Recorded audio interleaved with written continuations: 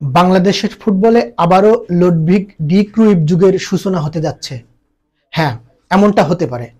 Ludwig D Cruyff এই Dutch coach 10 বছর আগে বাংলাদেশ জাতীয় ফুটবল দলের কোচ হিসেবে এসেছিলেন এবং তিনি কিন্তু বাংলাদেশের ফুটবলকে একটা জায়গায় নিয়ে গিয়েছিলেন। বিশেষ করে টোটাল ফুটবলের কারিগর যদি বলা হয় তাহলে ডি ক্রুইফকে বলা যাবে।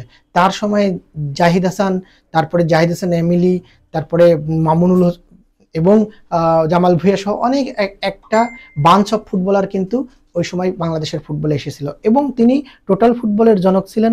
তিনি হচ্ছে বাংলাদেশের আক্রমণাত্মক ফুটবল এবং একই সঙ্গে একই ধারার মানে যেটা বলবো যে আক্রমণে উঠে আবারও রক্ষণ সামলানোর যে একটা ট্যাকটিক্স, সেটা কিন্তু তিনি বাংলাদেশের ফুটবলে করেছিলেন।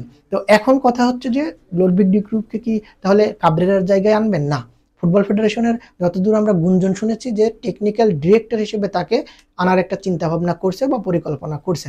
যদিও ফুটবল ফেডারেশন থেকে আনুষ্ঠানিকভাবে এখনও কিছু বলা হয়নি, কিন্তু আমরা যতদূর শুনেছি যে তাকে হয়তো টেকনিক্যাল ডিরেক্টর হিসেবে দায়িত্ব দেবেন এবং সঙ্গে রেনে কোস্টার আসতে যাচ্ছেন। রেনে কোস্টার আগেও সহকারী হিসেবে কাজ করেছেন বাংলাদেশের ফুটবলে, তাকে এবার হয়তো এলিট একাডেমির দায়িত্ব দিতে পারে বাংলাদেশ ফুটবল ফেডারেশন।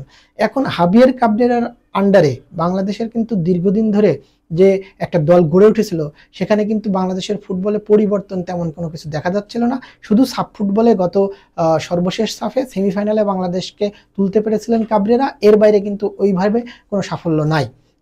যদি আমরা বলি যে 25শে মার্চ এশিয়ান কাপ বাছাই ভারতের সঙ্গে ম্যাচটা বাংলাদেশ জিততে পারতো, সেই ম্যাচটা কিন্তু বাংলাদেশকে আসলে কাবরেরা মানে মুঠো ফসকে ম্যাচটা বেরিয়ে যায় বাংলাদেশের, শুধু কাবরেরার ট্যাকটিক্সের কারণে। সেখানে জামাল ভুঁইয়াকে খেলানো হয়নি, মুজিবুর রহমান জনিকে খেলানো নিয়ে বিতর্ক ছিল, চন্দন রায়কে খেলানো নিয়ে বিতর্ক ছিল।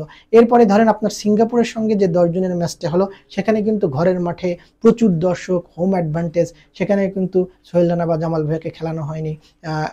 রাকিবকে তার পজিশন থেকে অন্য পজিশনে খেলানো নিয়ে বিতর্ক হয়েছে, সমিত সোমকে ভালোভাবে কাজে লাগানো হয়নি, বা হামজাকে অনেকটা ডিফেন্সে খেলেছেন। সো কাবরেরার এই বিষয়গুলো নিয়ে কিন্তু ফুটবল ফেডারেশন চিন্তিত এবং তাকে সরিয়েও দিতে পারে এমন একটা চিন্তাভাবনা চলছে। এবং ভেতরে ভেতরে হয়তো এমন হতে পারে যে কাবরেরাকে জাতীয় দলের বাদ দিয়ে বয়সভিত্তিক দলের কোনো দায়িত্ব দিতে পারে।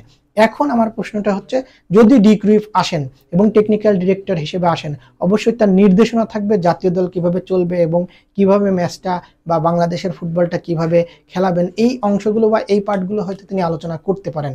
এবং যেহেতু তার বাংলাদেশের ফুটবল সম্পর্কে একটা ভালো ধারণা আছে এবং বাংলাদেশের ফুটবলের এই যে একটা কাঠামো, সেটাও তাদের জানা আছে, সব মিলাই আমার যেটা ধারণা যে আমার মনে হয় যে হাবিয়ার কাবরেরার এই জায়গাটায় তিনি টেকনিক্যাল ডিরেক্টর হলেও দলের উপরে তার একটা প্রভাব থাকবে। তো সব মিলায়ে লুডভিগ ডি ক্রুইফ যদি সত্যি সত্যি বাংলাদেশের ফুটবলে এসে থাকে বা যদি যোগ দেয়, সেটা হবে বাংলাদেশের ফুটবলের জন্য অবশ্যই ভালো কিছু। তো সেই পর্যন্ত সবাই ভালো থাকবেন এবং ভিডিওটি যদি ভালো লাগে সাবস্ক্রাইব করতে ভুলবেন না। ধন্যবাদ।